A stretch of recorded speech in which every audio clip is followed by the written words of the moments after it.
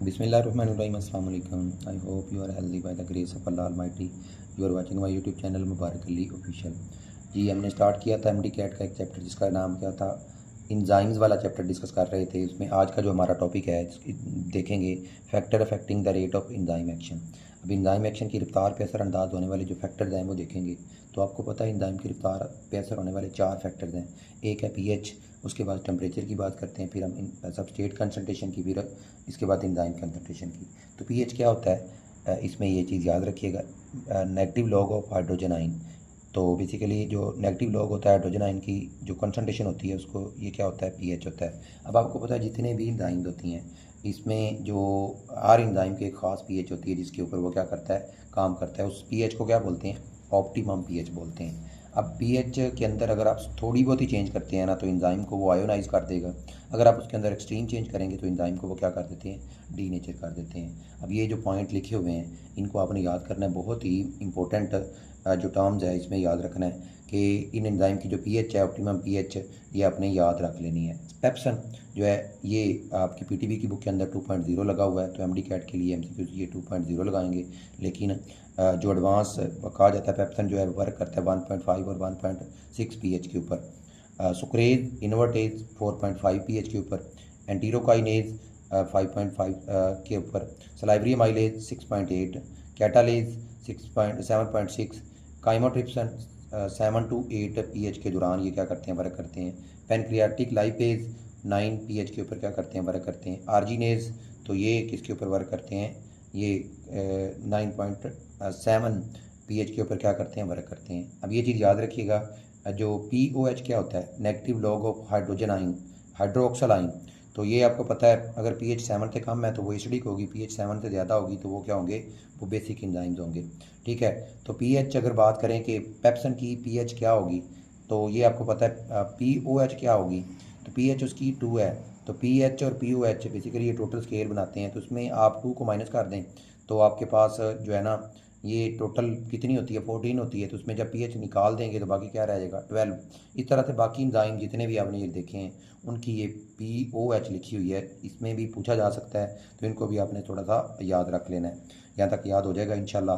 उसके बाद आगे बात करते हैं कि कुछ जो ट्रिप्सन है ये बेसिकली क्या करता है, कौन सी पीएच पे काम करता है, 7.8 से 8.7, माल्टेज 6.1 से 6.8, और यूरेज 7.0 के ऊपर क्या करता है, वर्क करता है। लाइपेज ये इसकी अगर बात करते हैं, ये केपीके एनएमडी कैट के लिए जो पॉइंट जो है ना कुछ लिखे हुए होते हैं, जिस तरह से फॉलोअप अगर लेते हैं तो पैनक्रियाटिक ये जो होते हैं इसकी ये कितना एंजाइम होगा, पीएच कितनी होगी, 8.0। उसके बाद स्टमक के अंदर जो है लाइपेज हैं जो वर्क करेंगे वो कितनी पीएच रखते होंगे, वो करेंगे 4.5 पीएच के अंदर वर्क करेंगे।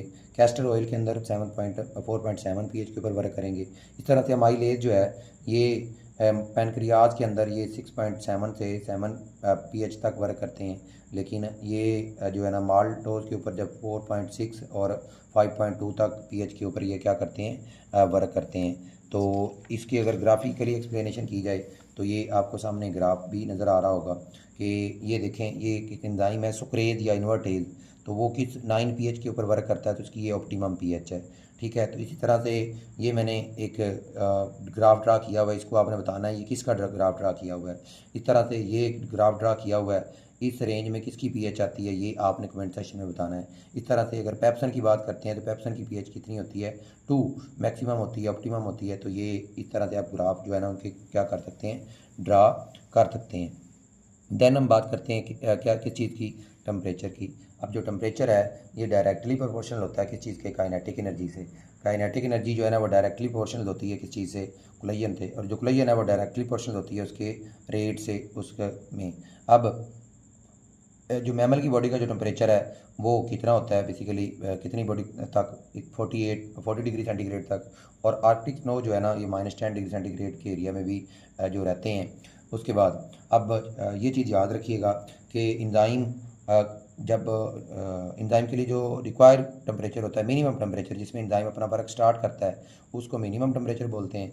और वो टेम्परेचर जिस पे इंजाइम की मैक्सिमम या जो इंजाइम डी नेचर हो जाता है, मैक्सिमम जो इंजाइम्स होता है वो देखना है। उसके बाद ऑप्टिमम जिस पे इंजाइम का जो वर्क है वो मैक्सिमम होता है। तो शुरू में स्टार्ट में अगर इंजाइम का जो टेम्परेचर है वो आप 10 गुना इंक्रीज़ करते हैं, 10 टाइम इंक्रीज़ करते हैं टेम्परेचर, तो रिएक्शन जो है ना वो डबल हो जाता है रेट, लेकिन एक ख़ास लिमिट तक। उसके बाद जिस तरह से अगर इंसान की बात करें तो इंसान की बॉडी का टेम्परेचर कितना होता है 37 डिग्री सेंटीग्रेड।